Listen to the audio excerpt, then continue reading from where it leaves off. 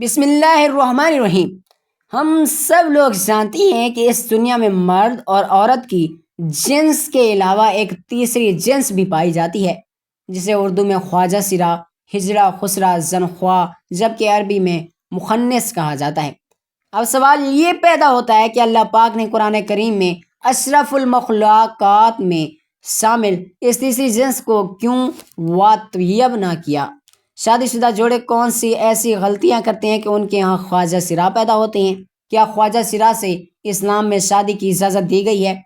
آئیے چلتے ہیں پہلے سوال کے جواب کی طرف۔ بے شک اللہ پاک کی ساری کائنات کا خالق و مالک ہے، پھر ایسے کیسے ہو سکتا ہے کہ وہ اپنی مخلوق میں اس تیسری جنس کا ذکر کر نظر انداز کر دے؟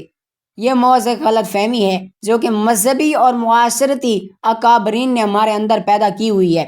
آئیے اس مسئلے کے حل کے لیے مشہور سائنسدان ری کلین فیڈر کی تھیوری کو دیکھتے ہیں۔ دیکھتے دیکھتے اس نے ایک بیماری دریافت کی جس کا نام اس نے اپنے نام پر یعنی کلین فیلڈر سنڈروم رکھا۔ اس بیماری کے مطابق عورت اور مرد کی طرح خواجہ سرا کوئی تیسری جنس نہیں ہے، بلکہ یہ ایک جسمانی بیماری ہے۔ اللہ تعالیٰ نے انسان کو مرد اور عورت کے ہی روپ میں پیدا کیا، لیکن جس طرح دیگر پیدائشی بیماریوں کی وجہ سے بچہ اندھا، گنگا، بہرا پیدا ہو سکتا ہے، تو اسی طرح کروموسومز ایکس اور وائی کی تعداد کے عدم مطابقت کی وجہ سے بچے کی جنس کا تعین بھی نہیں ہو پاتا، جس سے بچہ پیدائشی طور پر اب نارمل پیدا ہو جاتا ہے۔ ہر انسان میں 23 کروموسومز کے جوڑے پائے جاتے ہیں اور ہر جوڑا 2 کروماٹین پر مشتمل ہوتا ہے۔ اس طرح مجموعی طور پر ایک انسان میں 47 کروموٹین پائے جاتے ہیں۔ بعض اوقات کروموسومز کی تعداد کی تبدیلی کے وقت مردوں میں ایک زائد کروموٹین ایکس پیدا ہوتا ہے۔ اس طرح مردوں میں 46 کی بجائے 47 کروموٹین بن جاتے ہیں۔ سائنسدانوں کے مطابق ہر 500 میں سے ایک مرد یہ 47واں کروموٹین پیدا کرتا ہے، اور بچے کی پیدائش کے وقت اگر یہی 47واں کروموٹین جو کہ باپ کی طرف سے ایکس ایکس یا ایکس وائی کی شکل میں ماں کے کروموٹین ایکس سے جوڑا بنا لے تو بچہ پیدائشی طور پر ٹرانس جینڈر پیدا ہوتا ہے۔ یہاں یہ بات واضح کر دیں کہ ماں کی طرف سے ہر صورت میں ایک ہی کروموٹین ایکس آتا ہے، جبکہ باپ کی طرف سے ایکس اور وائی دونوں میں سے کسی ایک کا آنا ہوتا ہے۔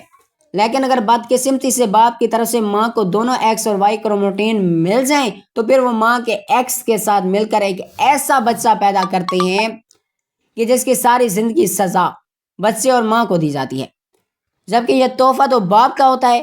لیکن اسلامی نقطہ نظر سے امام ابو الفراد طرطوسی کتاب تحریم الفواحش میں حضرت ابن عباس سے ایک روایت نقل کرتے ہیں کہ حضرت ابن عباس نے فرمایا کہ ہجڑے جنات کی اولاد ہیں۔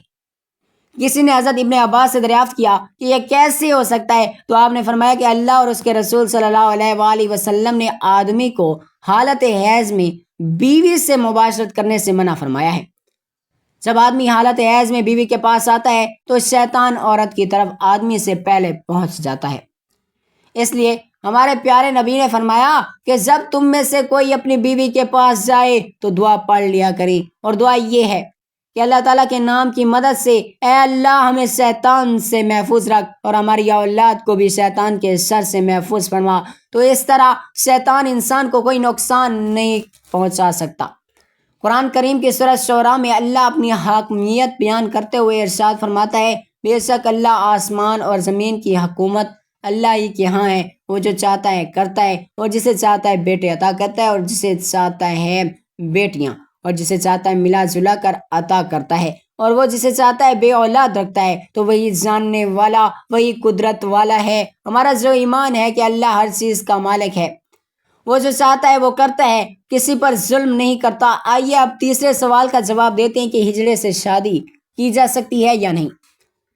بات یہاں یہ ہے کہ ہجڑا کوئی الگ مخلوق نہیں بلکہ وہ بھی انسان ہی ہے۔ خلقی اوصاف کے اعتبار سے ان میں سے بعض مردانہ اوصاف سے معروم ہوتے ہیں اور بعض زنانہ اوصاف سے۔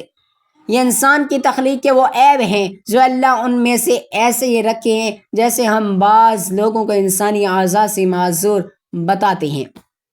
یہ نقائص سے امتحان لینے کے لیے انسان میں رکھے جاتے ہیں۔ ایک انسان جو کہ معذور ہونے کے باوجود کامل عقل اور شعور رکھتا ہے تو اس کا امتحان صبر کا امتحان ہے۔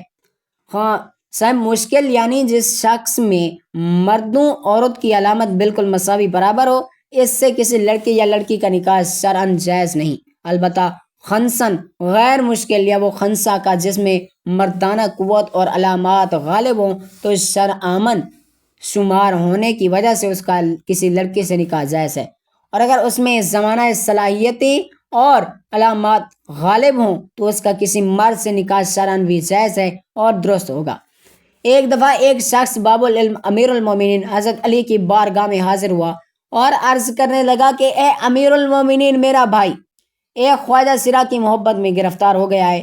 جب ہم نے اس کو اس سے مکروہ عمل بتایا اور اس سے باز رکھنے کی کوشش کی تو اس نے اس مخنث سے شادی کر لی۔ اب آپ بتائیے کہ کیا یہ نکاح جائز ہے؟ جب یہ معاملہ حضرت علی کے سامنے پیش کیا گیا تو آپ نے خواجہ سرا سے دریافت کیا کیا تمہاری مشابہت مرد کی طرح ہے یا عورت جیسی ہے؟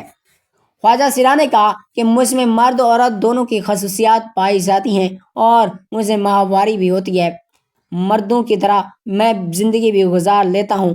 حضرت علی نے اپنے غلاموں کو حکم دیا کہ اس خواجہ سرا کی دونوں طرف والی پسلیاں شمار کریں، اگر بائیں جانب والی ایک پسلی کم دکھائی دے تو پھر اس کو مرد سمجھا جائے گا، ورنہ اس کو عورت تصور کیا جائے گا۔ جب یہ واضح ہو گیا کہ خواجہ سرا کی ایک پسلی کم ہے تو حضرت علی نے فیصلہ صادق فرما دیا کہ اسے مرد شمار کیا جائے اور اس کے شوہر اور اس کے درمیان علیحدگی کروا دی گئی۔ اس طرح خواجہ سرا کی وراثت کا کوئی بھی مسئلہ ہے، اگر تو وہ مرد کے مشابہ ہے تو مرد کا حصہ پائے گا، اگر عورت کے مشابہ تو عورت کا حصہ پائے گا۔ افسوس کہ ہمارا معاشرہ جو کہ اسلامی معاشرہ ہے، علاقہ ہے، اس میں انہیں عزت و احترام حاصل نہیں جو کہ مرد کو حاصل ہے۔ اسلام میں قدرتی طور پر پیدا ہونے والے ہجرے بچوں کے لیے وراثت میں حصہ رکھا گیا ہے۔ اس معاملے میں سب سے پہلے والدین کو شعور دینا چاہیے، اگر کوئی ایسا بچہ پیدا ہوتا ہے تو اس صورت میں اسے گھر سے نکالنے کے بجائے معذور سمجھ کر معاشرے کا کارآمد شہری بنانا چاہیے۔ اس سلسلے میں دوسری اور بڑی ذمہ داری حکومت وقت پر عائد ہوتی ہے، ان پر جو کام کاج کے دروازے بند ہوتے ہیں جن کی وجہ سے وہ سڑکوں پر بھیک مانگنے تک مجبور ہو جاتے ہیں، وہ ختم کی جائے۔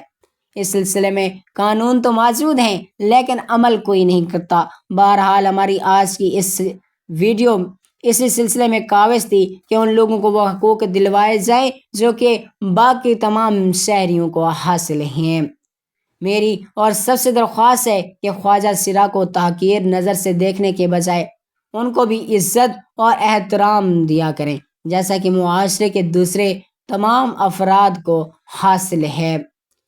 اللہ پاک مجھے اور اس ویڈیو کو دیکھنے والے تمام افراد کو کلین بیٹر سنڈروم جیسی بیماریوں سے محفوظ فرمائے۔ ویڈیو کو شیئر کیجیے گا اور کمنٹ سیکشن میں عام میں لکھنا مت بھولیے گا۔ اللہ تعالی ہم سب کا حامی و ناصر ہو۔ جزاک اللہ۔